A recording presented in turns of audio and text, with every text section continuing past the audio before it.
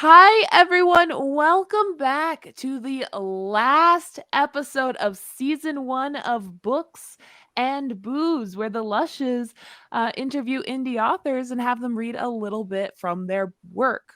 I'm going to pass it off to Dawn so that she can introduce this week's author.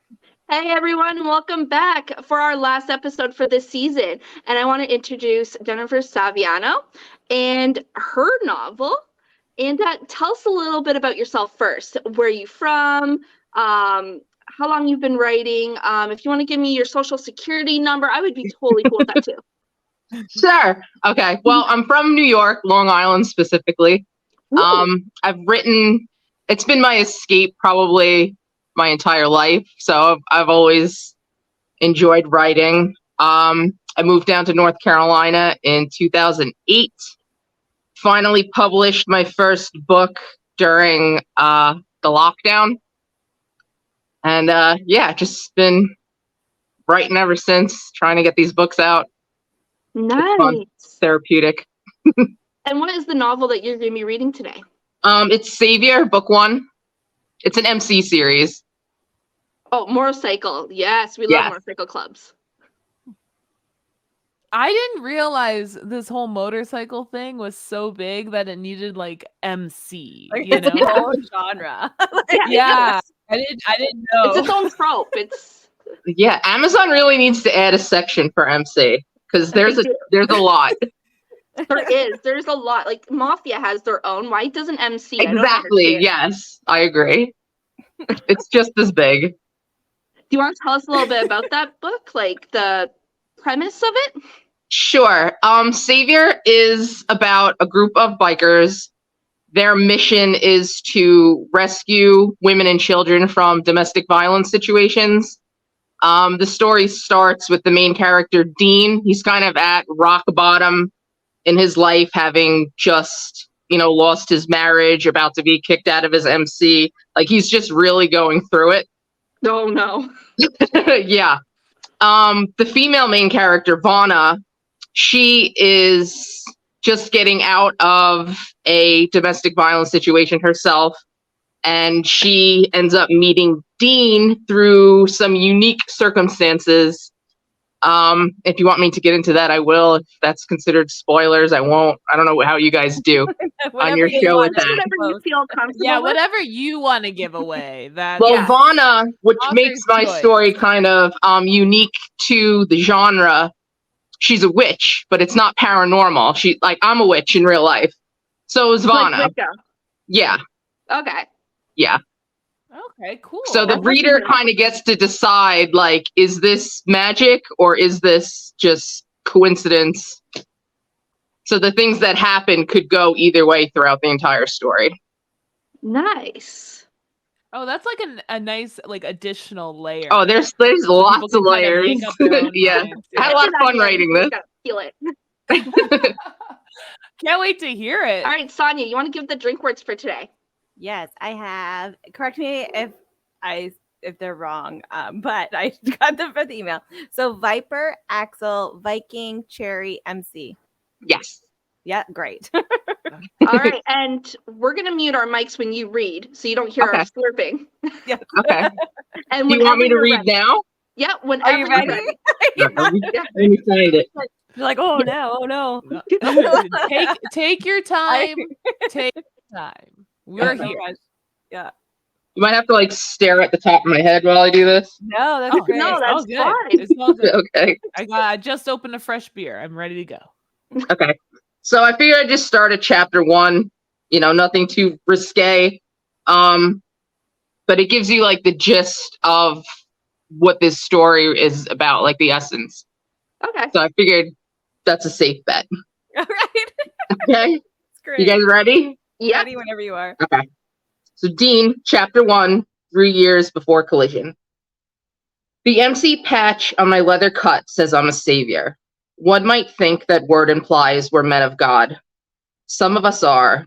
Some of us are simply trying to atone for sins of our own, buying our way into heaven, if there even is a heaven. I'm haunted by the things I've seen, things that often make me doubt the existence of a God or heaven altogether. Heaven might only be what we manage to find within fleeting moments of happiness, if we're lucky. I had it once, happiness, that is, or so I thought at the time. Gave that whole settling down thing a shot when I came back to town and joined my late uncle's MC. I thought I could try to put the darkness behind me, carve some kind of semblance of a normal life out for myself. It wasn't in the cards for me, I suppose. My little piece of heaven quickly turned into hell when she ripped everything away from me. Everything. Happiness often lacks the stamina misery has. It doesn't seem to last very long. It'll slip right through your fingers. But hell? Hell will grab a hold of you. Hell exists. It exists all around us in all different forms. Hell isn't particular about what form it takes either. You can find it anywhere. Within a beautiful home with manicured lawns and a picture-perfect neighborhood. You can find it hiding behind the eyes of the beautiful, dutiful wife living inside it. And you can find it just the same in dark, dank rooms with filthy crimson-stained mattresses on cement floors, handcuffs hanging from rusty metal bed frames below tiny barred windows. There are many hells on earth, and the devils are among us. They live within the cold hearts of men who far too long go unpunished for their crimes against the innocent. Life has taught me that the law doesn't guarantee justice, and that's why I'm here, to pick up some of the slack. Tonight I sit atop my motorcycle in the shadows of a large oak tree overhanging the street. The thick branches and foliage block out the glow of the streetlights in this affluent little neighborhood. It's a chilly night for early spring, but I'm wearing my leather jacket, my second skin, over my cut, so I'm fine. Even if I wasn't fine, I'm not going anywhere until this job is done. This mission, this little ember of what's left of the dwindling fire inside keeping me alive. I lift the binoculars to my eyes once more. Vipers in the black van, parked across the street from the woman's house. I'm back up this time, in case the asshole decides to come home early and throw a wrench into proceedings. It happens. Can't count on things to go smoothly. More times than not, there's an issue. People aren't always predictable, especially women. Especially women under duress, like this one tonight. We've tried to rescue her several times, but each time she's backed out at the last moment. Sadly, that's common. Some never reach their breaking point. For others, it's even worse than that. I've seen it far too often. Axel is a few blocks away, watching for the prick's Mercedes-Benz. He'll shoot me a heads up via text if he spots him. I'll stop him if he does. Pull out in front of him. If he wants to get violent, all the better. I love that shit. I live for it now. My fists are each itching to connect with someone's face. Even better if that face belongs to a woman-beating sack of shit. The sound their noses make when they break is rather soothing also. I enjoy it, maybe a lot more than I should. But for her sake, I hope the bastard doesn't show. It'll be less stressful on her to escape without his interference.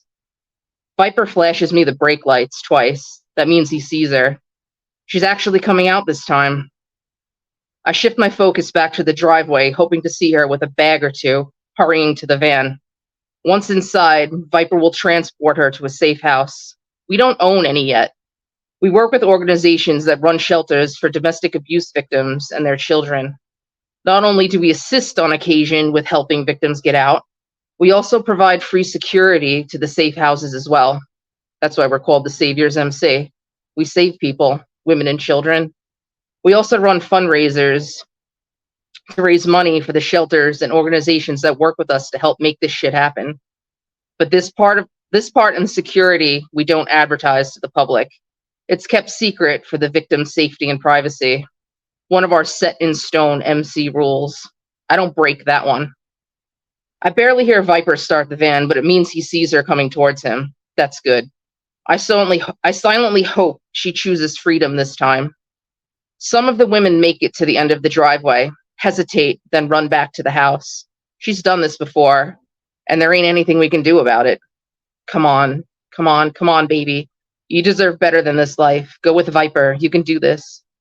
I see her. She's speed walking with a backpack and a bag, hurrying down the driveway. So far, so good. Though I notice she's got an arm in a sling this time. Fucking piece of shit fiance. I hope she kept the ring so she can hock it. She only hesitates this time to look both ways before she darts across the street to Viper. The side door of the van opens as she approaches and jumps inside. We have her. She's safe now. The door slams and Viper hits the gas. I watch the van speed off.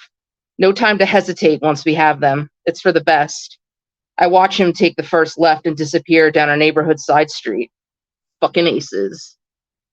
Tucking the binoculars back in the saddlebag on my bike, my cell phone chimes. It's Axel with the heads up. Dirtbag just passed him en route to me now. 5 minutes max. Axel is following him. I was supposed to take off when the van did, but I wait, glancing around the neighboring houses. Doesn't appear that anyone has noticed me here yet. I keep waiting. My cell rings this time. It's Viper. I only answer in case he's encountered a problem with the woman, but I already know why he's calling. He doesn't see me in his mirrors. He's calling to remind me about another MC mission rule. A rule I break whenever I can, every chance I get. Old habits die hard, and like I said, I'm here to pick up the slack where the law falls short of true justice. What are you doing? Viper asks. His tone betrays the fact he already has a solid idea. I clear my throat. We both know what is about to go down. Dean, come on, man. It ain't worth the risk, he pushes. I know he doesn't want to say anything specific in case the woman hears him. The law let him walk. I won't. He broke her arm. For that, I'll break both his legs. Fuck. Viper hangs up on me. I slip the cell phone back in my pocket and wait some more. Shitbag's Benz blows by me and turns into the driveway a few houses up, where we snatched the woman and speared her away to safety only minutes ago. A moment later, Axel's bike pulls up alongside me. He shuts it down and looks at me, but I stare straight ahead towards the house up the street. Dean, man, we gotta go, he pushes. Protocol, remember? You told me it's always important to stick to the plan. I glance over at him. Axel is a good kid. Just started prospecting for us. He's looking at me through his black helmet with worry in his young blue eyes. Can't help but smile back at him. He gives a shit about me, looks up to me. I actually saved him myself a few years ago, him and his mother, same fucked up situation. I was stationed at their safe house for a while too, got to know him. He took a liking to me, to the bikes, to the cause. Joined up with us as soon as he was old enough to get his own bike. Now he does these missions with us as a lookout for the time being. He's got a few years before we can patch him in as a full member of the MC. I vouched for him when I still had pull within our MC. Before my uncle, the founder, passed away. Before I was demoted from sergeant at arms to just a patched member. I'm glad I was able to do that for him, though. I'm proud of Axel. If I had a son, I'd want him to be just like Axel. Bro, come on, he urges me. We got her. He can't get her now. She's safe. All right, I sigh. I'm not going to let Axel down. He's one of the few threads that still hold me together. We fire up our Harleys and take off. Tonight, the scumbag narrowly escapes the beating of his life. Do you guys want me to continue? It's your call. That was really, really good. It's up to you. Do you want to continue? I mean, there's more drink words. If you want, it's about 3 pages. Yeah, No, go sure, for it. Finish it up. Okay. Back at the Twisted Throttle, I down a double shot of Jack at the bar, savoring the burn as it slides down my throat, the warmth it creates in the pit of my stomach. Sorry. One look at Cherry, my vibrantly red-headed barmaid, and she pours me another. I tank that one too. She looks concerned. I know she is. Cherry is a good girl. She's Axel's babe. But I don't want to hear it tonight. I avert my eyes to the mirror behind the back bar counter, behind the shelves of liquor, staring to my own dark, dead fucking eyes. I don't even recognize myself anymore. I slide the shot glass to Cherry again, across the smooth, polished mahogany wood bar counter. Instead of pouring me another shot, she grabs a glass and opens a can of Coke, pouring it over the crackling ice, then slides it back to me. Come on, Cherry, I mutter. No, Dean, that's enough, she tells me firmly. but I can hear the undertone in her voice. Sadness. Fucking pity. I hate it. Reaching over the bar, I grab the bottle of Jack Daniels myself. She can keep the shot glass and the Coke on the rocks. The bottle is mine now. Literally, I own the bar, the attached clubhouse, the motorcycle repair shop across the lot. The deeds are all in my name, have been for a few years now. Dean, give it back, Cherry insists, though there's a sympathetic look in her pretty green eyes. I lift the bottle to her in mock salute and take a swig, like an asshole.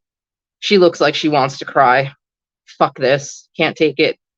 Pushing away from the bar, I get up, taking the bottle with me. I'll drink outside on the wooden bench by myself. I'm shit company anyway these days. Shoving the steel door open and stepping outside, I let it clang shut behind me. Forgot how chilly it was out here tonight. Unusual this time of year. No matter, though.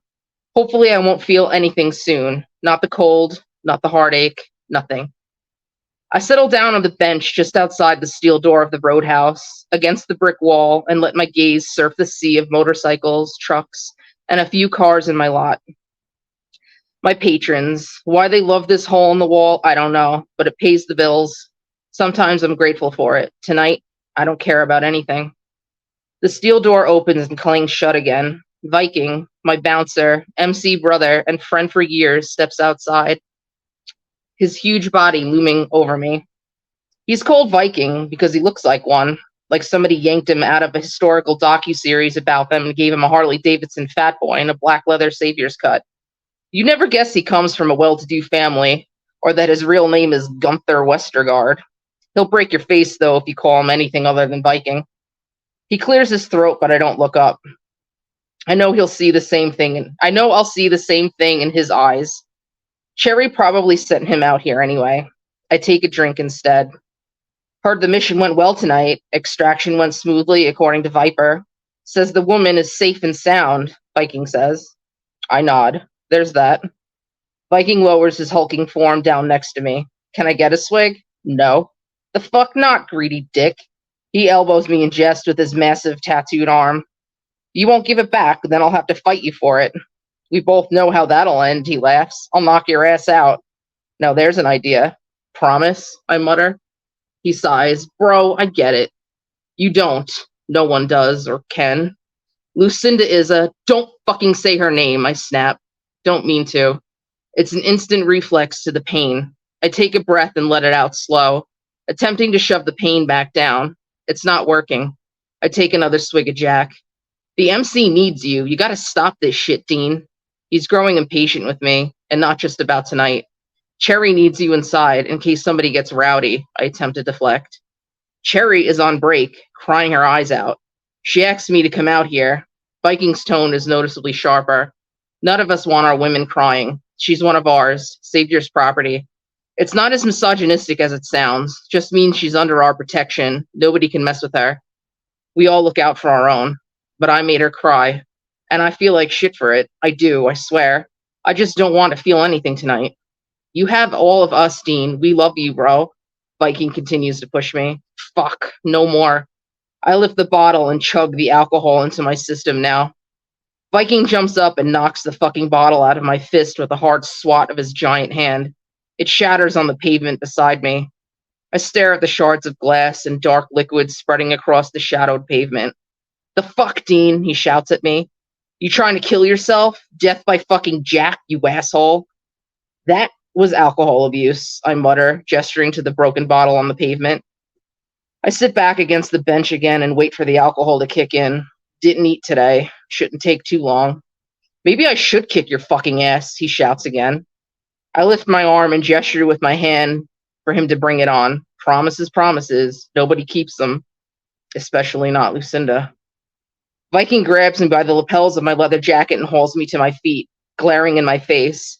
He looks like he wants to punch me, so I grin back at him to egg him on, but he just shakes me, frustration etched across his expression. I guess I'm going to have to work for it. You're going to kill yourself if you keep this up, he shouts at me some more. Is that what you want? You want to die over that fucking twat, Lucinda, you fucking asshole?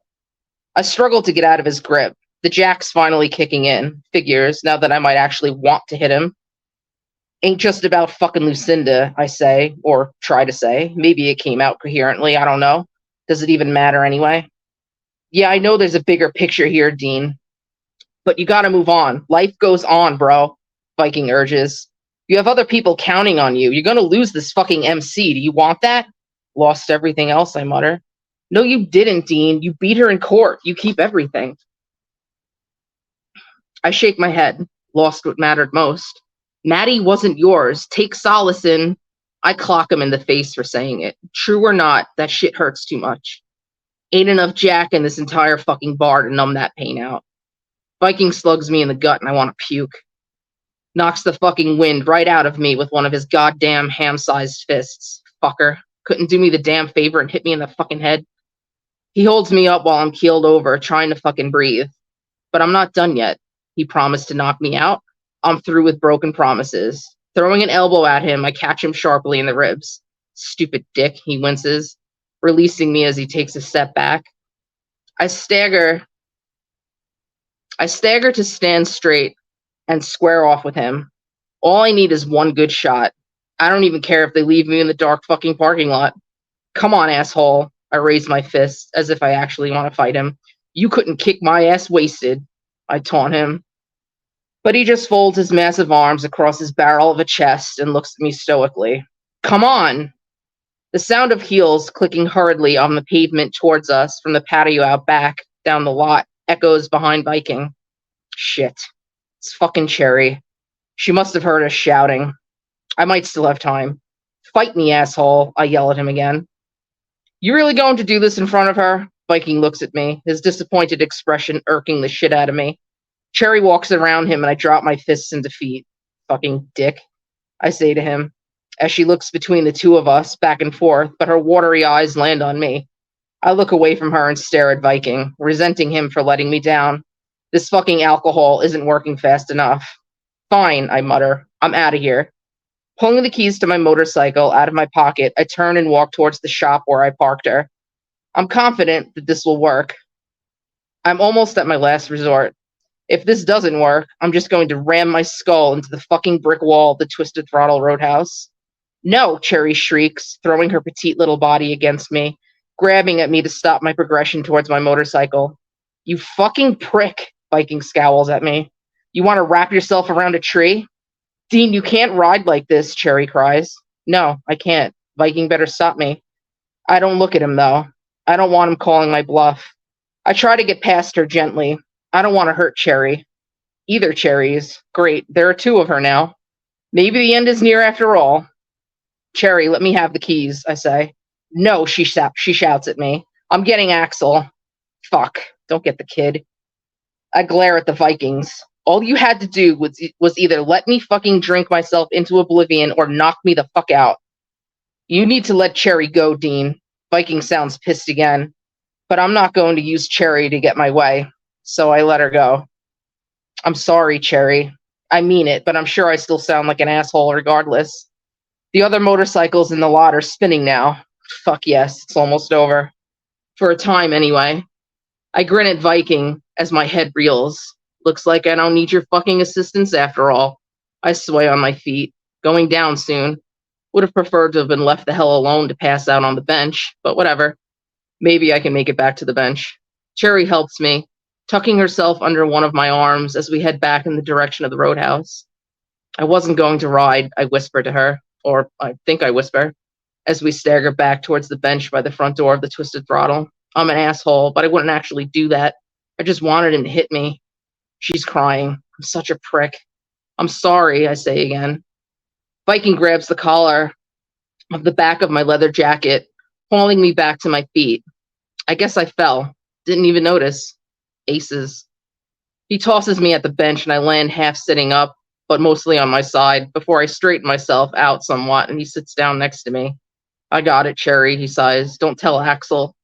He doesn't need to come out here and see this. I'm still conscious enough to be relieved by that. I don't want Axel seeing me like this either. I hear the loud burst of noise from inside the bar, laughing and loud talking and rock music when Cherry opens the door to go back inside. Then the loud clang shut and it's quiet again for the moment. I let my head fall back against the back of the bench. You're a fucking prick, Viking mutters. I grumble in agreement. This shit needs to stop, Dean, he says again. Let me pass the fuck out in peace, please, I groan. What's it going to take to bring you back? Viking asks. I don't know the answer to that. There's a woman out there that needs you. I scoff. Nobody needs me. Lucinda even said I was useless. But the nagging thought of his last words haunt what remains of my consciousness as Jack pulls me into the dark oblivion I seek. That's chapter 1. That was great. I'm out of drink. Yeah, I know. Okay, I have 2 comments. Okay. First, I love the description of Viking. That was hilarious. And he's a 2, funny guy. I love how it's through a perspective of a drunk person because I've been there. It's Right. like I thought I was whispering. I thought I was speaking so eloquently, and out comes like me yelling, going down. Yeah. You know, like so. I liked that perspective because in my head I think I'm all right. Relatable. So, yeah. Relatable, exactly. Oh, Exactly. that was good. I could picture it. Like it was like I was there. Yeah. I loved it. Thank you. I tried. And now I'm like half drunk. So thank you for those great Yeah, I words. figured those might be good words. We got a few minutes. I'll be like scene 2. She's like, I'm tired If I start asking the same question multiple times, because I did that on an episode once when I got really drunk, just tell me to stop. It's okay. I'm not gonna take it personal. It's all good. So how long does it usually take you to finish a novel? Oh God. I've been working on Savior probably on and off for up until I published it about 3 years. Book 2, I was moving along really quickly writing that one, but then my husband was in a really bad accident. He slammed head on with a pickup truck and the truck crushed him. Oh, So no. we I'm so spent sorry. about 3 months in the ICU, and then he had to go to a rehabilitation center. So that threw me off like completely. I couldn't write. Which is normal, Yeah. by the way. Yeah, you would be shocked how many people were still like, so when's the book coming out? I'm like, I cannot even write. I'm sorry. Yeah, like that's Oh my gosh. unfortunate. So I would say lives. Like the way I write, at least a year, but it takes about a year. That's a good pace, I think. Is that for the first draft or is that all the way through editing?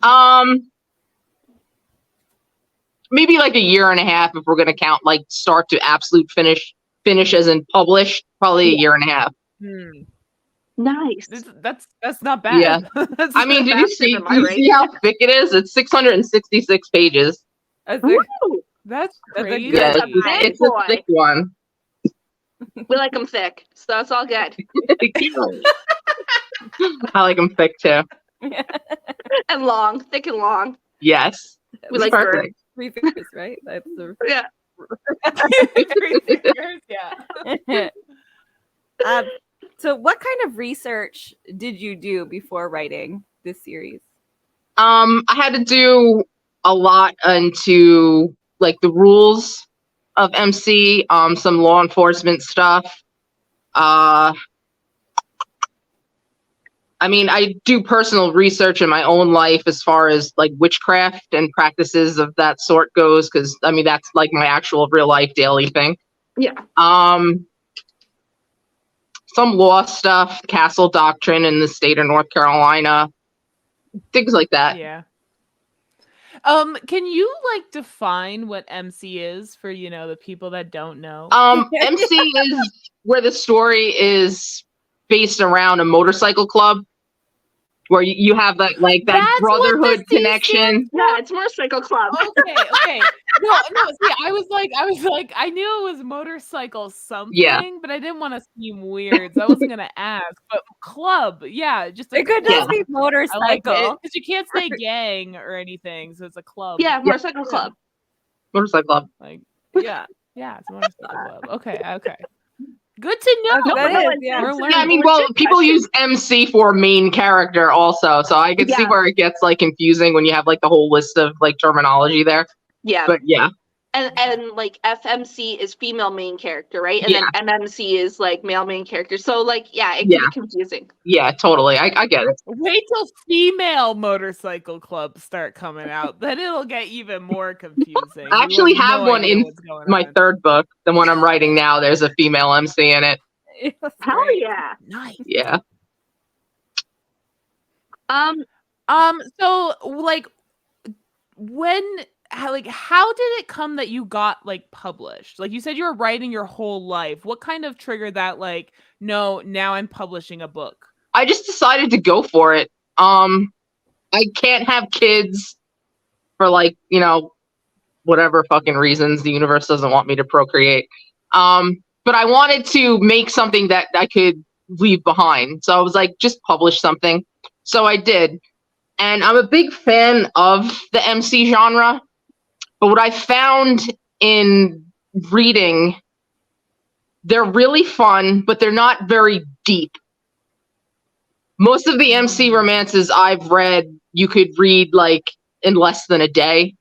I wanted to write something where you would be immersed for a much longer period of time with lots of different threads to follow, as opposed to where it just it's very focused on the relationship with Dean and Vanna, but there are motorcycle club politics involved in the book. You know, I developed both main characters very thoroughly. That. I just found the genre to be lacking in a little bit of depth. Because you put your I wanted to make it deeper.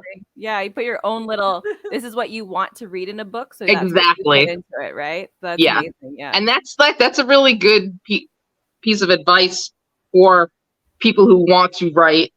Write what you want to write, because there's no pleasing everybody. So why not just focus on you? I mean, you're the one putting in the work. That's great advice. Yeah, I think so. What is the hardest thing about being an author? Marketing. Yeah, I find that a lot. Yeah. 100% marketing. Yeah. Yeah. Because like you have to sell yourself, right? And like, I get it. Yeah, it's hard. I don't mean like prostitution wise, but kind of like a little bit like prostitution wise. Whatever works, right? Like, it's tough, especially when you're like an introvert. You know, it's very difficult. Yeah. So 100% marketing. Do you find that like, is there anything that like you've done that like has helped in the marketing department? A social media you use the most or anything? You know, it's like throwing darts in the dark. You just hoping to hit. You know, like I haven't found anything to like really work. So. Man, I'm just winging it. I don't have any advice. That's great, though. Winging it. I love that. No, that's just consistently keep posting and keep your fingers crossed, and maybe one day. One day. That's exactly what we do. Yeah. You throw shit at the wall and just hope it sticks. Hope something stinks. Fake it till you make it. These are all of our mottos. That's right. Are any characters based off people you know? Yes. Viking, who is the funny guy. Favorite. Yeah, everybody loves Viking. Right? Viking is a huge fan favorite. And his book will be book 4. So I will be doing Viking's story. When I was 15, my family and I went on this vacation to a dude ranch, and this group of bikers showed up. And at this dude ranch, when, you know, supper time came, it was like a communal thing where you sat with other families at these long tables or whatever. But they expected you to come dressed, not fancy, but, you know, appropriate, like church attire. Semi-formal. Yeah, there you go. That's the word. Good job. And they came in, you know, wearing their cuts, and they were a very well-known MC, like international, probably the most well-known biker club. Does it start with an H? Yes, it does. That narrows So these guys come in, like these big, huge guys. And this little manager guy comes walking up to them and stops them and says, look, I know you guys just got here. We'll let it slide tonight. But when you come to dinner tomorrow night, I expect you to be dressed appropriately. I was like, the balls on this dude, right? So the next day, the lead biker, this guy was massive, and not like muscle massive, just like massive.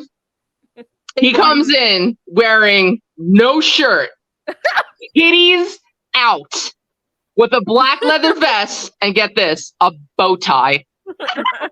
Oh my god! I was like, that man is my hero. I will remember him forever. So that essence of that man is who I based Viking off of, even though Viking is like physically more attractive, looks like. I mean, his model is Kevin Creekman. That's who the cover model is going to be for Viking. Well, yeah, I mean, it's the movie version. Yeah, right? totally. Like that. Totally. Like, who would play you in a movie? It's always someone that kind of resembles you, but attractive. Yeah. Yeah. Like you're the Wish version of that person. Exactly. Yeah, of yourself. Totally. But yeah. And then my old boss, because I used to actually work in a metaphysical shop teaching Reiki classes and beginner witchcraft. My boss, Laura, I put her in the book too. She passed away probably right when I started writing the book. So I wanted to do something to like immortalize her in a way. So her character in my book is very heavily inspired by my friend Laura. Well, I'm so sorry about your friend, but that's a great, like, that's an amazing way to like pay tribute. Yeah. I guess. I think she would like it. I think she would get a kick out of it. Oh yeah, 100%. For your novels, do you have like ARC teams? I've never done an ARC team. I've never had beta readers. I edit myself. I do the covers myself. Wow. Yeah.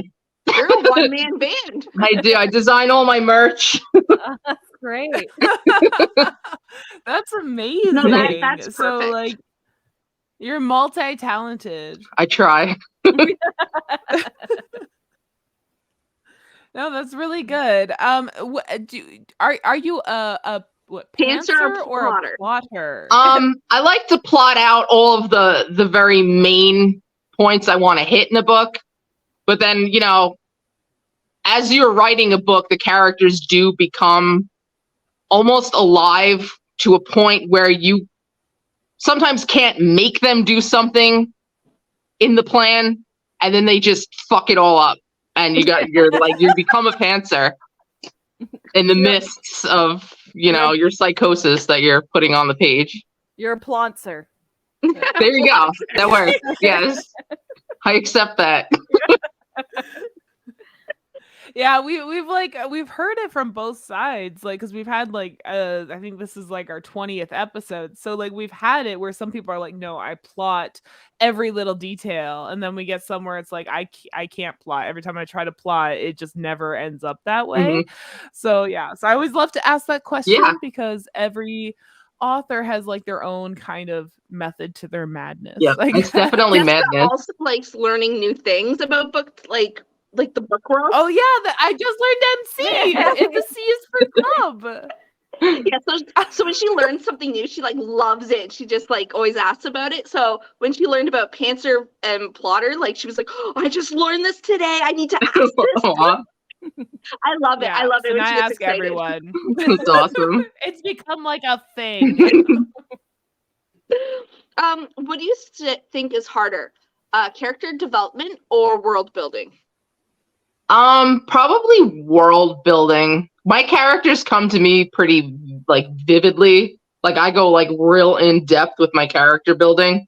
So we could tell. Yeah. Yay!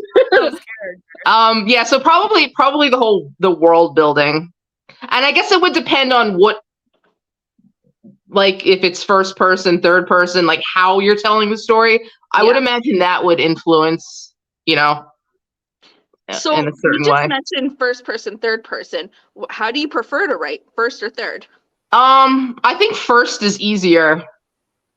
because you can really, really get in to like that headspace of the characters and really put yourself in the situations that you're in.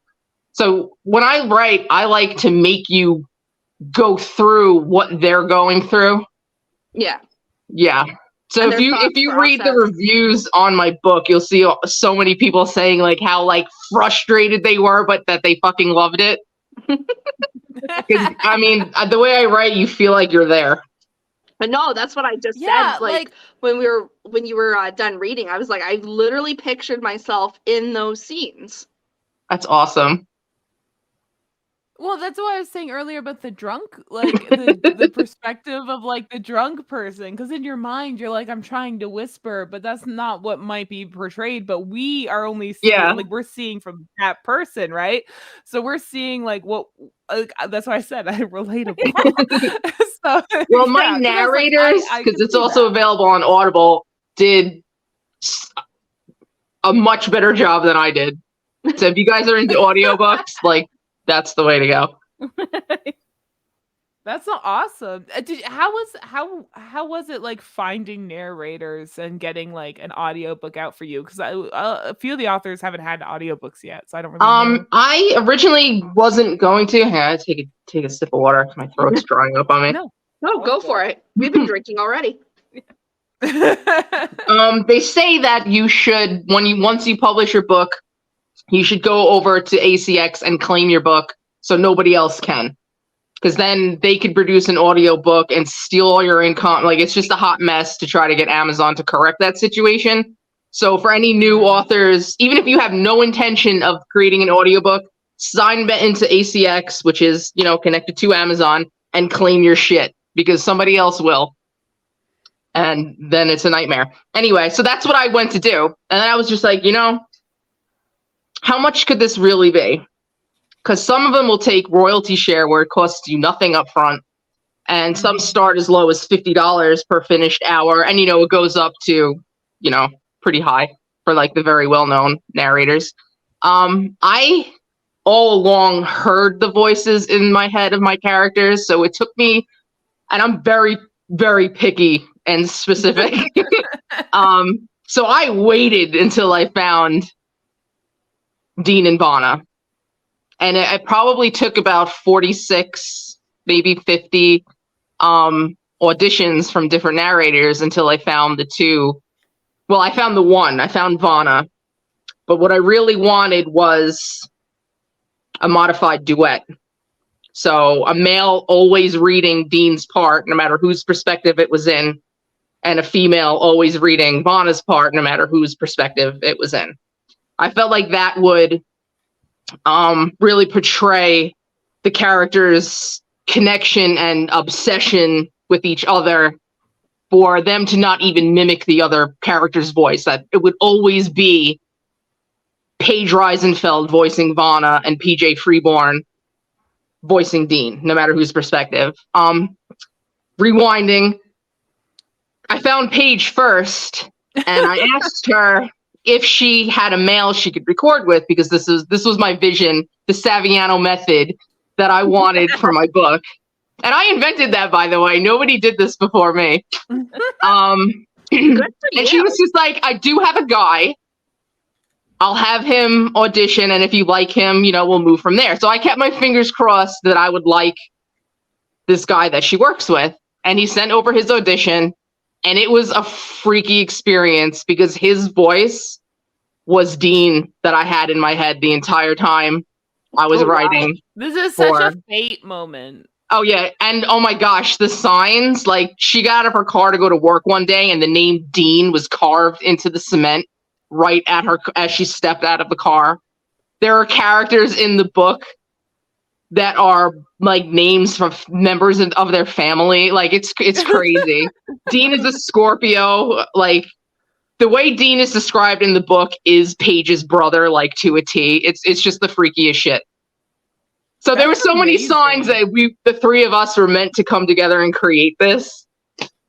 It's just awesome. I wouldn't work with anybody else. They're the perfect narrators for Now I have my to hear book. this audiobook. It's so hyped up now. I need It's to really see good. these Now it's perfect long. It's people. 666 pages and 35 hours on audio. So if you're not Day and into a a half. long book where, you know, you might want to Yeah. pass. Just being honest. I don't like Fair, tricking fair. people into reading shit. So No, I find like the more in a book, the better. I just like my books meaty. Like I love Me a too. lot of detail in my books. That's awesome. So books that are like 25, 40 hours audio is perfect for me. I That's read them. awesome. I don't like audio, so I would read 1,000-page books. Right. No problem. Never second guess it. It's Yeah. I just like the length of time it takes to read a book because I hate ending books Right. because then I feel sad. yeah, right. Yeah. You know, The and it's like then hangovers. I'm like, what book am I gonna start Right. next? You know, Like and it's just sad. It's a sad experience to finish. You know, a good book is never too long, you know? Exactly. Exactly. Yeah, we're like, yeah, Truth. more words, the better. See, I don't see how More good words. Yeah, the better. good. Yeah, because some Yeah. people just throw shit in there. Right. Yeah. So like coherent shit is the best. Yeah, Right. like I'm not a huge fan of novellas because they're so short, and I'm like, what was the point? Like, Yeah, I didn't get to know anybody. Yeah, I'm not a unless Like, it's it like a starts quick off. scary story where like we really don't need to know, like if it's just like something spooky, like I could read short like stuff like that. But Goosebumps. yes, Yeah, Goosebumps. exactly. I miss those. I still read them. I just find like novellas like Hallmark movies. Like Right. they're too quick. They're just like puff pieces. Like they're great when you're like a beach read or something, but when you want to like really pay attention. Yeah, you want to feel Okay, something. okay. Yeah. In defense of Hallmark movies, there's a lot of depth there. Yeah, there can be. Sometimes you end up getting married at your cousin's wedding because the cousin's wedding didn't go off because her fiance cheated on her with an old maid and the maid was pregnant. And Joey Fatone is there. Sometimes that happens, and that's a lot of depth. Okay. Sorry. In We'll let you defense have of that. Hallmark movies, it's Christmas Wedding Planner. I watch it every year. Christmas movie was this. It's on Netflix. I'm just saying. Sometimes there's depth. Okay, don't clump novellas with Hallmark movies. All right, I'm okay? sorry. It's novella, then Hallmark right. movie. Okay. I think we offended Jessica. My bad. Okay, I'm just saying. This is sincerest apologies, truly. We apologize to you and your love for your Hallmark movies. We're sorry.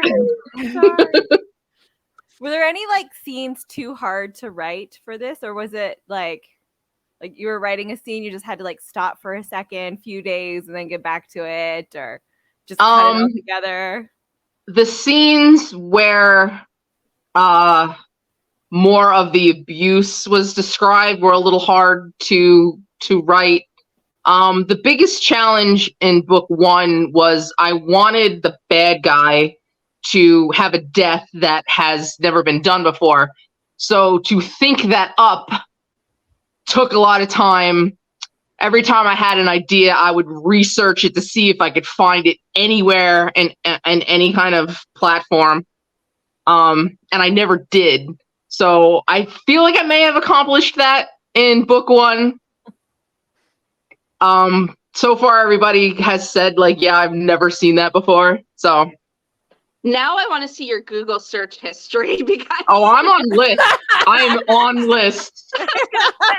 Jessica would knock on the door, FBI. Yes, especially with book 2 and 3 that I've written. Yeah, I am on lists for sure. 100%. You can't even fly now. Just don't even bother walking into an airport. They're like, no, you're not getting here. It's a good thing I'm like a homebody introvert because I'm not going nowhere. That's even more of a red flag. Are you kidding? Keep to themselves, not social. Unsociable? Yeah. Yeah. List. I'm on all the lists. You name them, I'm on them. Probably. So besides like you write like MC and things like that, is there any other genres you would like to write for? Yeah. Before I started Savior, I abandoned a book I was working on that I will probably go back to. It was a mafia romance set during like Prohibition era, which is like my favorite like era of mafia. Yeah, Um, a lot of True. people, I think. especially the style, like I just love it. Yeah. So probably a mafia romance. I don't know if that'll be a standalone or a series. I'll probably try my hand at paranormal. And I'm also working right now on a shorter novella, but it's connected to the Saviors MC universe. That's more of like a psychological thriller, but that is two girls telling the story. But I'm hoping to keep that one at like maybe 50,000 words, 60,000 words. So it's basically just what they're doing. And yeah, it's going to be a little psychological thriller. Nice. Have Cool, you that's ever cool. met another author, like a famous author? An author? No, I don't think so. But I met Jeffrey Dean Morgan. That was fun. That is is pretty pretty cool. Yeah. No authors. I don't think so. But I'm Do you going to have- Simple Signing, so I'll be meeting a bunch there. Oh. Nice. Yeah. I have Walking Dead Volume 1 signed by like 8 of the actors now, but I do not have him yet. He's so nice. Oh, he was such a Okay, sweetheart. good. He'll sign Oh, my he will book sign then. anything. Okay, And he will perfect. he will hug the shit out of you. He's a big hugger. Oh, awesome. Good, Yeah. good. He's very daddy. So daddy. So daddy. Negan is daddy. I love Negan. Yeah. So yeah. So okay, good to know because I do Yeah. have a few more I need from Yeah, he's super Walking sweet. Dead. You'll love him. Perfect. So I'm out of questions. I Okay. don't know if you two have any more questions. Who is your favorite author? Probably. Well, my favorite book is Phantom by Susan Kay. I'm pretty sure she's only written. Well, I don't know how many she's written, but the only 2 books I know of hers that she's published under that name. I don't know if she has, other names that she publishes under. I haven't found anything, but I would have to say her. And I really enjoyed Motorcycle Man by Christy Ashley. Is that her name? Oh, I don't know. Christy Ashley. She wrote Motorcycle Man. I just learned about motorcycles. That's right. I didn't know about the whole thing. I didn't even know genre. they existed. I'm Yeah. now out of questions. So Sonia, if you have anything. My question is, besides for the YouTube people, we have like a nice little website going over on the screen. Are there any other social medias we can find you at? Where to find all your books? Sure. I am on Amazon and Audible. Savior 1 and 2 are in Kindle Unlimited. I am probably not going to put any more in Kindle Unlimited because of the piracy issue and that fact that Amazon does nothing to protect authors at all. I am on TikTok at Jennifer Saviano _author. I am on Instagram at the_saviors_MC. And I think my Facebook is the Saviors MC book series. When I try to be active on Facebook, but I'm like constantly in Facebook jail. I'm like a hardcore Facebook felon. So is Sonia. Always. Yeah, I am a Facebook felon. I can't even pay them to like boost posts. They don't even want my money. So Just like no. yeah. No, denied Dirty forever. money is dirty. So, Sit with us. We don't like you. Yeah. so yeah, that's where I be. And I have a website, jennifersaviano.net, where all of my trigger warnings are listed.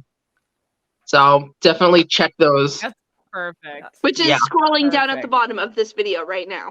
Oh, Yeah. sweet. And will be at the bottom in the description below, easily clickable. Cool. So, yeah. Well, Wait. thank you so much. Thank you for having me. This was fun. Thank you I'm so glad much I for- got yeah, you wasted. That was Yeah. a trip. yeah. Yeah, I'm done my drink. So I know. I've said it like for a while. I didn't even have anything to sip. Well, afterwards. When Vikings, the Vikings version, the fourth book Right. possibly comes out, definitely hit us up again to come back Okay. on, because I'm very interested in hearing a chapter from Vikings perspective. Cool. So I'll do that. yeah, that's amazing. Right. Cool. So anyways, thank you guys so much for watching. For our listeners out there, we will be taking about a 2-month hiatus, and then we will be coming back with Books and Booze. So just check all of our socials to hear up on that. And then yeah, we'll bring you guys some more indie authors that we get to meet and interrogate. Good night. Good night.